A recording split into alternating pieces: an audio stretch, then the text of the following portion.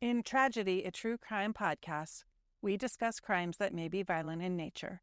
At times, we may cover homicides, missing people, and other topics that may be unsettling. Listener discretion is advised.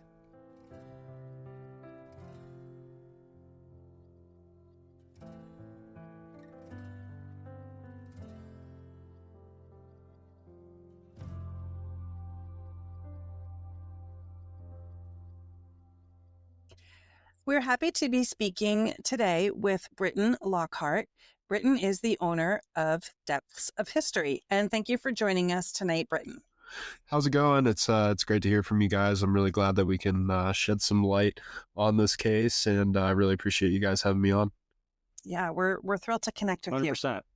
All right. So we're just going to jump right into it. And first of all, we'd just like to learn a little bit more about Depths of History. So share with us what you all do at Depths of History and what is the mission of your organization? So Depths of History was established actually back in 2012. At first, as a kid, when I was 13 years old, I decided to start the channel based on metal detecting and searching for historical relics. That eventually turned into me scuba diving waterways, looking for criminal evidence and vehicles. Ended up, being underwater. We started working missing persons case with many other teams, started gaining knowledge, and now we are our own search and recovery team. Over the last 4 years, we have recovered 9 lost loved ones inside their vehicles, from Florida all the way up to Michigan. We've solved several different cases, and we work heavy with law enforcement, but also we get tips through our Facebook page. And Depths of History is just a sonar search and recovery research, mainly focused on targeting cases with missing persons and vehicles underwater. You said team. How many people do you have? So right now it is me and a cameraman. I do have several divers on hand that will go with me on some trips at times. But right now it's mainly, for the videos and posting and everything like that. I have a team of editors and producers and things like that. They help bring this stuff to light on all the different social platforms. But my cameraman is actually moving up to Montana, so it's going to be me, me filming mostly myself. And I think it's going to go well. I used to do that in the early stages, and with cameras now, you can basically just set one up and it'll record everything, the 360 cameras. So that's what I'm planning on doing. We document all of our trips so that we can not only provide more information on the case, but it also does help cover some funds with the ad revenue and things like that for gas and food and all of our other missions. So. And you mentioned that you all have solved several cases. We'd just really like to hear about one that really stood out to you or something that you're most proud of. Sure. So pertaining to Florida, I'd say the one that I'm most proud of was the Karen Moore case. That was out of Davie, Florida. Sunshine State Sonar. Mike was with me. We ended up looking into the case, and the first body of water, we were searching for a guy named Howard Von Gerteau, who went missing in his work van while he was on the way to a job. So we were searching this quarry that is currently behind a Publix, but back in 2004, when Howard went missing, it was just a dirt road straight into that pond. Now, we did know that Karen Moore's case was in the area, and we decided, we needed to search the pond and see, if there's any vehicles in there. Well, we ended up finding a vehicle, was a white Saturn, and it was obviously, it had been under there for over 20 years. The vehicle we were searching for was a white Saturn. It was flipped over and the license plate was completely in mud. I was trying to dig it out as much as I could, but I couldn't get it off, unfortunately. But we called the detective, and the next day we met up with the sheriff dive team. We confirmed it was her car. That case stood out to me. It was a foul play case. She was murdered and put into the back of the car. I can't share, too many details on, the investigation is currently, still going on, but that was definitely one of the harder cases to deal with because her daughter is still alive, and she thought all this time, for 22 years that she just didn't have any answers or didn't have any ideas as to what happened to her mom. And then, we were able to give her those answers, which is great. But also, you think of how hard that is for her to, figure out that information. But that was definitely a hard case. And that's what really kind of sparked a lot more searching and a lot more work being done to try to bring these missing family members home. Well, thank you for sharing all of that. Of course. Tell us how you learned about Ian's case and the efforts your team has taken to find Ian, his truck, or his phone. So Ian Rogers, we learned about the case. I actually found it through Facebook, heard about he was last seen at the Tim Brown Park. That was downtown. He was last seen there on CCTV. But we did figure out that his cell phone ping was actually a little bit south of there, his last cell phone ping. It was actually in an area where there were plenty of sinkholes. It was private property. But what ended up happening was we ended up thinking it was city land. So we ended up walking back along those roads. I started metal detecting on the side of the roads because at this point in the investigation, obviously they're saying there could be foul play in this case, but at this point, we didn't know whether it was foul play or whether he didn't, necessarily want to be found and, was tossing the phone out into the woods, to try to deter people off from where he actually was. There's a lot of things that we were thinking about in this. So that's when we walked down the road, ended up metal detecting the side of the road, and we didn't end up, finding a phone or anything. What we ended up finding was the police. They ended up calling me, saying that we were trespassing and it was private property. But we explained, obviously, what we were doing, and they were very, lenient towards us. The owner did flatten my tire, but he was able to pump it back up. I guess he wanted to make sure I wasn't I wasn't leaving the scene where I trespassed or anything like that. So, but yeah, that was pretty hilarious. So we ended up leaving that day. He did say though that we could come back the next day if he was there. So we ended up meeting him the next day and going out there, which was great. So it ended up all working out. But basically we got back to those sinkholes. There's a couple that were filled with water, that got to like 10, 20 feet. There was one though in particular by the cell phone ping that was about 50 feet. We ended up sonaring all those and actually sending the drone over to several locations to see if we could see anything inside of the deeper sinkholes that didn't have water in them. So we searched plenty of those. About that whole location, I would say we've cleared. We searched several different boat ramps north of Tallahassee, several, along his route that he was going. Unfortunately, we didn't find his truck. We plan to possibly be back, hopefully within the next couple months. And it's, still a case to this day that has a lot of people stumped because it was such a big truck. And how do you lose that big of a truck? I mean, that's really hard to cover up or, make so that people can't find it. I mean, you'd have to have deep water in order to hide it, and there's not a lot of deep water out there. That's what's confusing. Yeah, you mentioned the truck, and that's something that's been kind of a theme through most of the episodes we've done here. Is we keep asking ourselves, where's the truck, and how do you disappear a truck like that? But then again, on the flip side, you're dealing with a contractor truck, white. Again, I've said in other episodes that there's dozens of these that you see every day, so they could drive off and likely disappear. But yeah, it's been a fascinating story because, I mean, you just get to a certain point after a couple of phone calls, a couple of texts, a truck sighting, some pings of a cell phone, and then poof, nothing. Mm-hmm. Exactly. And one of the weird things were that cell phone ping. So we told Ian Rogers, his sister, about it. And I guess she was telling her, I don't know if it was his sister or his ex-girlfriend. I can't, there were so many people that we talked to while we were down there, but she was mentioning that that's where Ian would drive around because I guess he was a part of the hunting club that was there. And so he would drive around that area and I guess knew all the back roads and everything like that. But I think that's one of the reasons why his cell phone ping was there. But at this point in the game, they would have already, with planes and everything that they went over and the amount of water that we searched, we would have seen his truck by now, with all the places that we searched over there. Yeah, one of the theories that we've talked about is, the potential that he just drove out in the middle of the woods, and then, the truck's actually just sitting out there with him in it, and something happened to him, whether it was foul play or whether it was self-inflicted. And I could believe that story, with the exception of I'm familiar with that area as well, and I know it's heavily hunted, and we've been through a hunting season. And Yes. so that kind of takes me.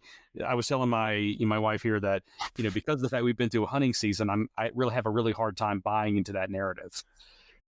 Yeah. It's baffling me, especially too, because, with a green car or a darker colored car, that's more camouflaged into the woods. But a white car, you should be able to see that pretty far away, with the human eye, with it being a whiter color with all that green foliage around it. It's just strange. I just want to clarify something I think that you said. I think you're probably talking about Kelly. Yes, that's exactly what I was talking about. And I just want to confirm that what she told you is the area where the cell phone pinged is an area that Ian was real comfortable, familiar with, as far as the dirt roads. We know what those look like too, and Michael's from that area, and we've kicked around back in there, ditch fishing and all that we do back in there. So that's what she told you, that it's an area he's comfortable with? Yes, that's exactly what she told me. Mm-hmm.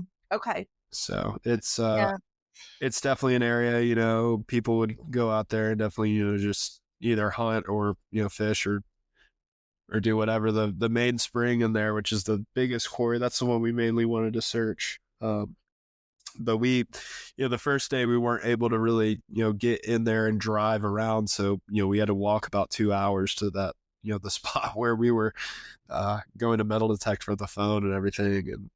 And yeah, that was an interesting day for sure, to say the least. So, so are you saying that where you guys were searching in the area where the ping was is not accessible by car, only by foot? Only by foot, yes. However, I do have, the number for the landowner that owns all of that. So if anyone does need to get back there or gain access, I do have the guy's number.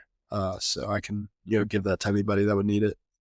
So it doesn't seem like, I'm just trying to kind of work through some of our theories, that the cell phone probably didn't end up there because someone happened to be driving by and was trying to get rid of it. That's an unlikely scenario based on if we're relying on the validity of the ping location. Well, it's really hard to tell, especially when, with the facts that, we don't really have definitive proof if this was foul play or not. Obviously there were some weird things going on with the case that, shouldn't have been going on, but I think it's a little quick to say that it was foul play. But in the position, that phone is just, if it was thrown out there, discarded or something like that, I would say it's either, him trying to not be found in the woods or wherever he went, or somebody, threw out the phone and they were, taking care of some criminal activity, something like that. So, can you expound on your comment of weird things going on? What do you mean by that? I would say, weird things going on. I do know that, some illicit activities were going. I'm not going to, expound on anything, specifically because I talked to Kelly about it and I just don't really, I don't know if she'd want me to share those things publicly or not, but just some illicit activity was going on, mainly, just drinking and, a bunch of different things like that. So that's mainly what was going on. I don't know, if there was a deal gone wrong or, something like that. There's a lot of things that could have gone on. Mm-hmm. Yeah, we already have information and a couple other people on record. We do understand that there was a bit of a drug problem. And, we've heard everything from mild to pretty extensive. So I kind of understand what you're getting at. With every case, it's hard to, especially, with what's publicly, told and what's not publicly told, it's hard to really put together definitive information that, the family wants shared. Because, you always want to make sure that at least, with the cases I've been involved with, you want to ask them whether, they want information shared or not. But that's just, personally what I've asked, family members. But if it's publicly, in record, then obviously, you can talk about that. I just didn't know. So that's the only reason why I was saying that. No, and you're fine. That makes sense. Yeah, and one of our goals too, and that's something that Lisa and I have talked a lot about is, our goal here is to keep the story in the public eye. Our goal is we're not trying to bash anyone. We're not trying to make anyone look bad. We're only talking about subjects that we believe are related to what happened. And anything that's not related, even if it's bad, we're typically not talking about those types of things if we don't think are related at all. Mm-hmm. In this situation, one of the theories is, there's, when you start thinking about the victimology of someone, and if you believe there was foul play, it's hard to leave this subject out of it. Exactly.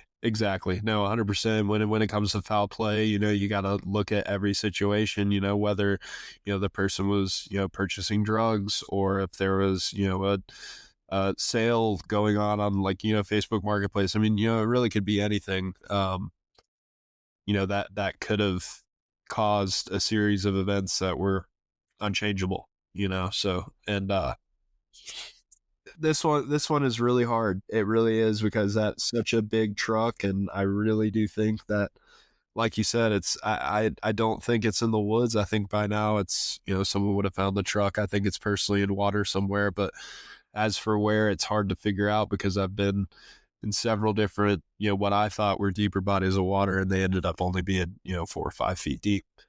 Which with that truck, you definitely at least need 8 or 9, 8 to 10 feet at least to cover, the truck, so it wouldn't be seen by the human eye. Agreed. Yeah, we've been really fortunate, actually, with both of the cases that we covered. We wanted to get, so to say, permission from the family. And the first person that we spoke with about this case was Ian's mom. And we spoke with her over the phone extensively before she came on as our first guest. So when we say, we've talked with the family, that's what we mean, right? Yeah, so that's probably good for you to know. I want to go back to the cell phone ping location. It seems really strange to me that as quickly as the owner of the property sniffed you guys out, it just seems very strange to me that that's where someone would have been able to pitch a phone or dump a truck, because it seems like that guy. No, it's definitely, I would say 100% it's definitely not on the property. And it also, to me, I mean, I'm going to completely agree with you that it's one of those things where I don't see it as an easy place for him to like get into and toss a phone and then, leave, because you'd have to open the gate, or, have to have contact at least with somebody, or have someone see you, leave that area. So it's definitely baffling for sure. And it's not a place either where it could have been thrown from a public road. It's like, it's deeper into that property, in the middle of the property, which is strange. So it's... I do want to ask you about another area that you said that you had cleared, and it's not an area that we have, that we are familiar with in this case at all. And I thought you said some boat ramps north of Tallahassee. Can you talk about those a little more? So there's one called Blue Heron Boat Ramp. And that's one of the boat ramps that's completely straight north of Tallahassee. And it's a pretty big boat ramp. It looked like it had deeper water, but really the deepest water we ended up finding was about 8 foot deep. That's when I went with Justin, the diver. We ended up going on his boat and searching that area. We searched a majority of it, ended up, most parts of it ended up only being 4 feet deep, which again, brings the question, what's the closest deep body of water to Tallahassee? And, that's where we need to focus first, and then expand our search from there. What would you think that would be, Michael, with your knowledge of the area? What's the largest, deepest body of water in that area? Well, most of the bodies of water there aren't that deep, and that's just the thing. You start talking about, Lake Jackson. Lake Jackson's a larger lake, but it's also shallow. Mm-hmm. And even Talquin. I mean, there's deep parts of Talquin, but most of Talquin's relatively shallow. So that's just kind of the nature of the water in that area. Correct. Mm-hmm. All right. There are a lot of sinkholes too, though, and there are several that could be off the road, that could hold something, but it's hard because you never know when somebody's actually going to go over the side of the road and look, or actually see, something like that. So. Mm-hmm. True. Do you have any additional things that you're searching now as a result of this case that maybe we haven't heard about yet? Because all we know is the map that we were provided by Sunshine State Sonar. Yes, so that map has a complete record of every place that we've searched. That the map is, I would say, the best piece of information that we have as to our search right now, and we're definitely going to expand as the months come, with our searches. And I would say personally, a lot of these sinkholes need to be checked, a lot more of them. And then I'd say if there's any deeper bodies of water that any people know about that, need to be checked or need to be scanned, you can contact me or Sunshine State Sonar, and they'll get out there and, clear it, cover it. So that's the main thing.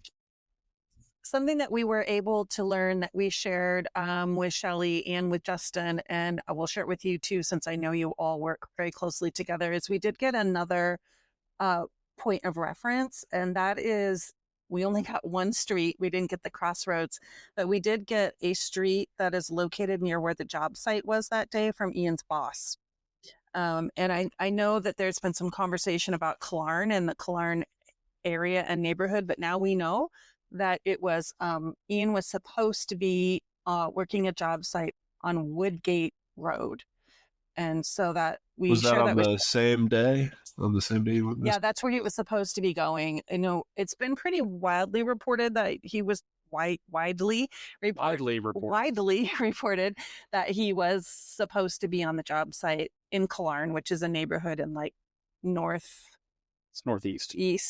But we were able to get more precision with that from his boss. And so he was supposed to be going to Woodgate Road. That he couldn't remember the cross street with that, but that is in the Killarn neighborhood, but that gives a little more precision. So we shared that with Shelley.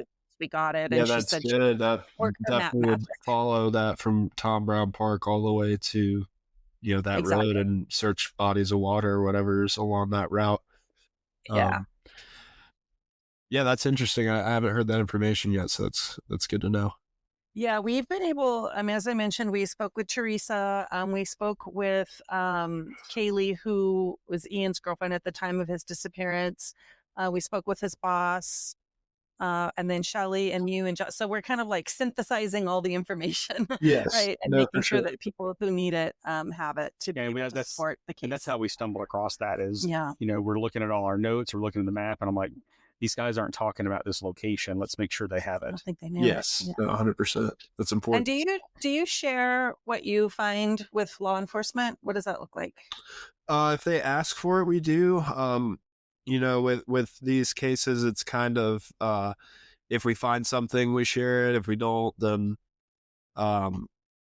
they'll be able to, with the family and everything, if they're communicating with the family about the searches, the family has that database. So I would assume they would share it with law enforcement. Most of the cases, if we're working with law enforcement, of course we share it. In the case with, our recent search, I just added to the map legend that Shelley and Mike have with Sunshine State. And mainly after that, we just decided to leave because I was only there for 2 days. We worked, 12, 13 hours, though, searching those 2 days. So we were trying to hit everything hard and not have any distractions. Do you have anything else? No, that kind of covered all of my questions. Okay. Because I was actually going to ask, how do you typically coordinate with law enforcement? You just answered it before I got to it, which is great. So if someone listened to this podcast episode and said, wow, this is an organization that we think could really help us, what is the best way for someone to reach out to you? Of course. So if you want to reach out to my email, it's depths of history, DEPTHS of history @gmail.com. You can also find us on Facebook, YouTube, Instagram, as well. Facebook and Instagram are the best places to message us, but if you want to get a quick reply, email is the best way.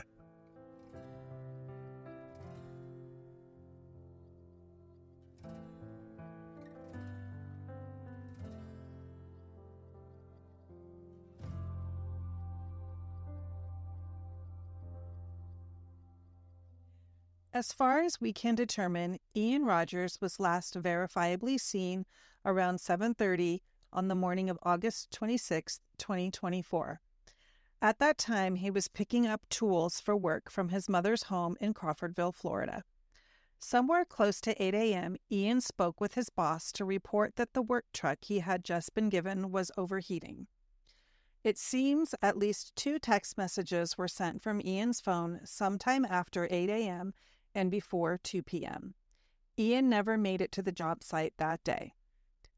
At the time of his disappearance, Ian was wearing a black hat, sunglasses, a blue long-sleeve dry-fit shirt, a white undershirt, tan cargo shorts, and brown work boots.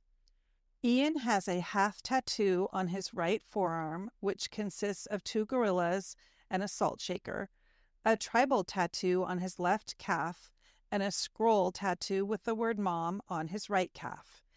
If you have any information, please call the Wakulla County Sheriff's Office at 850-745-7100, or you can email us at tragedy@truecrimepodcast@gmail.com.